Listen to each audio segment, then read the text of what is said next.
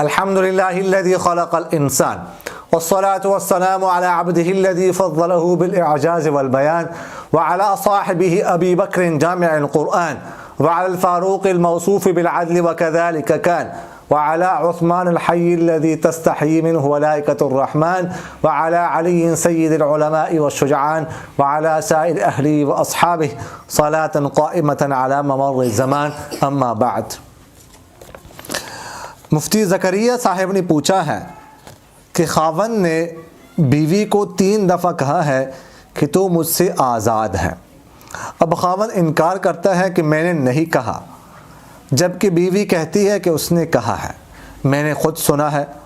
اور خاوند کی باتوں میں تضاد ہے اور وہ ہے بھی لوفر قسم کا، تو اس کا کیا حکم ہے؟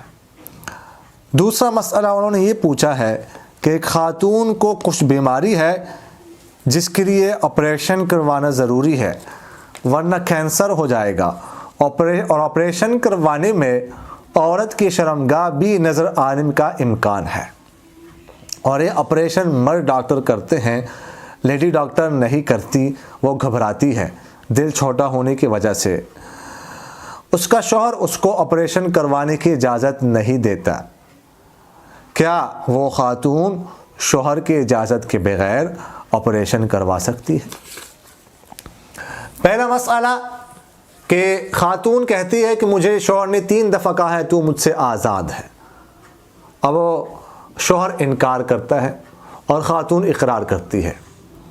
تو ایسی صورت میں جب 3 طلاقیں دی جائیں اور عورت 3 طلاقوں کا اقرار کرے، شوہر انکار کرے، تو اس میں اصل قاعدہ تو یہ ہے کہ والمرأة كالقاضي اذا سمعته او اخبرها عدل لا يحل لها تمكينه، کہ صورت میں عورت قاضی کی طرح ہوتی ہے، یعنی خود فیصلہ کرے. اگر اس نے اپنی زبان سے خود سنا، اپنے قانون سے خود سنا ہے، شوہر کی زبان سے 3 دفعہ طلاق کے الفاظ سنے ہیں، تو پھر شوہر کو اپنے اوپر قدرت دینا اس کے لیے جائز نہیں ہوتا.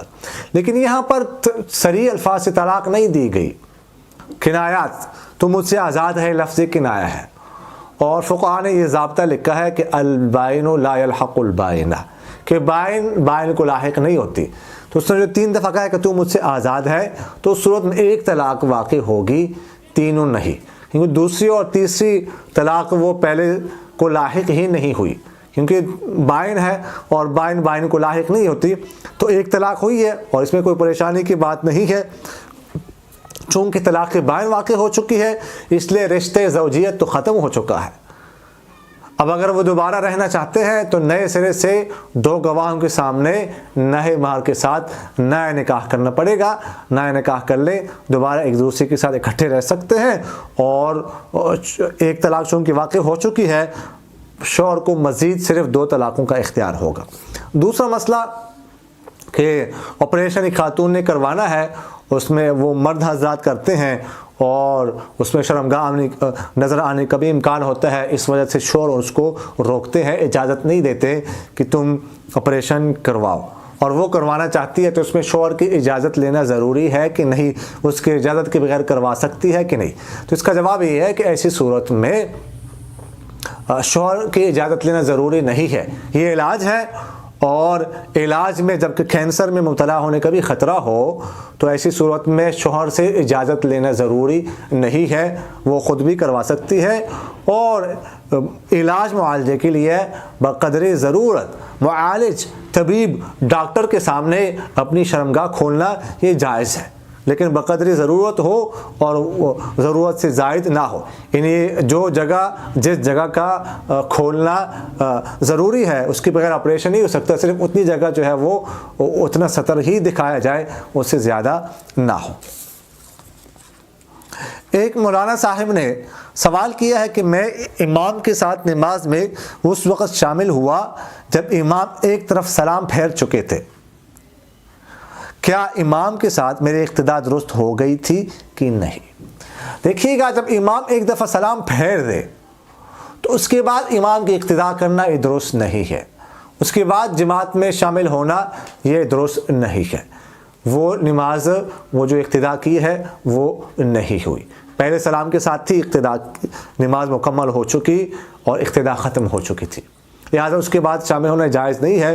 اب اس کی اقتدا نہیں ہوئی، وہ اپنی نماز پڑھے گا، اپنی نماز وہ اس کو جاری رکھیے اور سلام پھیر کر دوبارہ نیت کر لے، لیکن یہ ہے کہ امام کے ساتھ وہ نہیں پڑھ سکتا، اپنی نماز جو ہے وہ پڑھے گا، مکمل کرے گا.